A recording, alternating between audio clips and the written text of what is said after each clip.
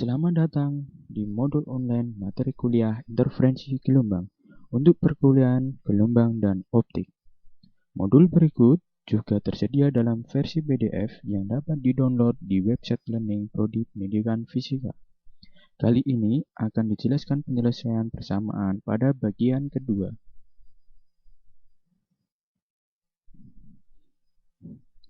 Pada bagian kedua, kali ini akan membahas tentang rapat energi gelombang. Rapat energi gelombang menunjukkan energi yang dibawa oleh gelombang tiap satuan panjang.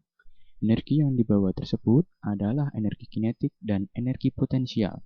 Maka energi yang dibawa gelombang dapat dituliskan sebagai E sama dengan EK plus EP, di mana EK adalah energi kinetik, EP adalah energi potensial. Energi kinetik dituliskan sebagai setengah mv kuadrat dalam kurung dy dx kuadrat plus energi potensial yaitu setengah mv kuadrat dy dx kuadrat. Jadi diperoleh energi yang dibawa oleh gelombang yaitu jumlah dari energi kinetik dan energi potensial dituliskan sebagai mv kuadrat dy dx kuadrat. Maka rapat energi gelombang yang dibawa oleh gelombang tiap massa dan tiap satuan panjang itu diperoleh E kecil sama dengan rho L V kuadrat dy dx kuadrat, di mana rho L adalah massa tiap satuan panjang.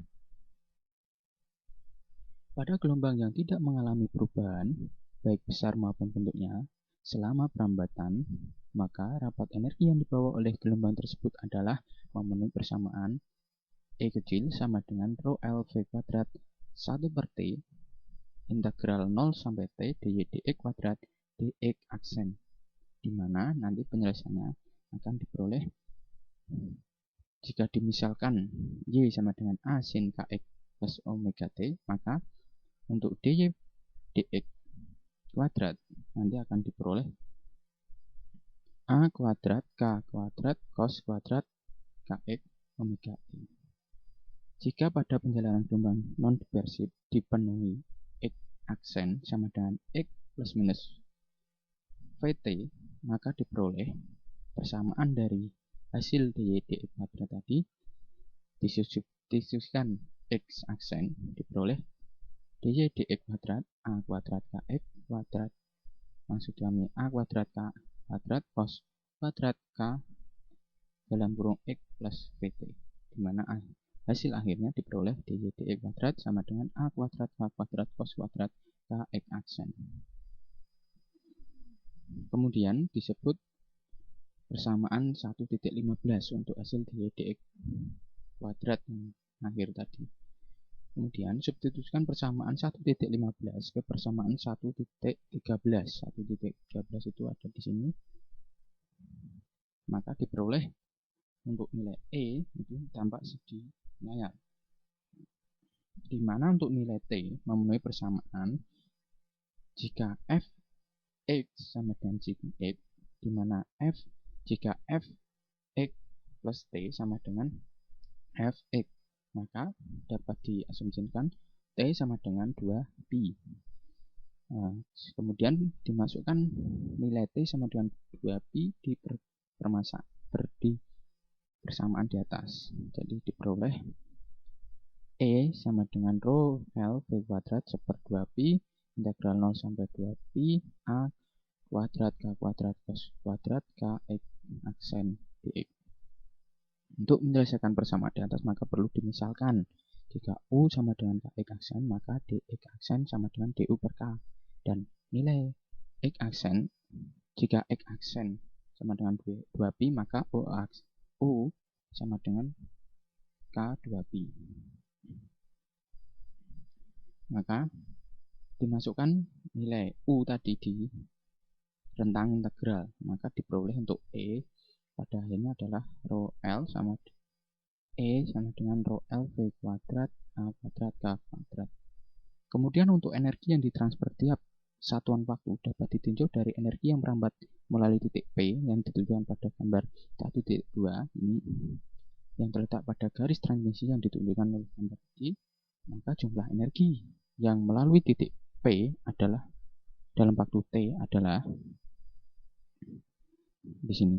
Dari jumlah energi tersebut dapat diperoleh energi yang ditransfer setiap satuan waktu, yaitu S sama dengan E VT per T, di mana S sama dengan E V. Dan pada akhirnya kita substitusikan nilai E, dihasilkan S, yaitu energi yang ditransfer tiap satuan waktu sama dengan Rho LV pangkat 3 A kuadrat K kuadrat. Energi yang ditransfer tiap satuan waktu sebanding dengan kuadrat amplitudo gelombang dalam interferensi terhadap resultan gelombang A0 yang disebutkan dalam persamaan 1.6 yang dipelajari pada penyelesaian persamaan gelombang pada bagian 1. Nilai amplitudo tersebut dapat bernilai maksimum dan minimum. Demikian juga energi yang ditransfer tiap satuan waktu. Jika resultan amplitudo A0 maksimum, maka energi yang ditransfer tiap satuan waktu akan menjadi besar, jadi akan menghasilkan interferensi menguatkan atau yang disebut interferensi konstruktif. Keadaan tersebut untuk persamaan amplitudo memenuhi cos alfa 2 min alfa 1 sama dengan 1 untuk nilai maksimum, maka delta untuk alfa 2 min alfa 1 memenuhi plus minus 2 MP, di mana M merupakan bilangan bulat 1, 2, 3, dan seterusnya. Di sini bentuk suatu interferensi konstruktif. Jika dua buah gelombang bertemu, nanti akan menghasilkan suatu gelombang yang menguatkan. Tapi jika nilai resultan amplitudo A0 minimum, maka energi yang ditransfer tiap satuan waktu akan memiliki nilai kecil yang akan menghasilkan interferensi melemahkan atau yang disebut interferensi destruktif. Keadaan tersebut untuk persamaan amplitudo memenuhi cos alfa 2 min alfa 1 sama dengan 0, jadi nilainya minimum. Maka delta alfa 1 min alfa, maksudnya alfa 2 min alfa 1 sama dengan plus minus 2 MP, di mana M juga bilangan bulat 1, 2, 3, seterusnya. Nah, ini adalah pola interferensi destruktif. Jika dua belah gelombang bertemu, nah nanti akan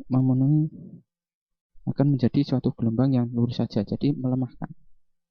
Nah, demikian penyelesaian persamaan gelombang pada bagian kedua. Terima kasih.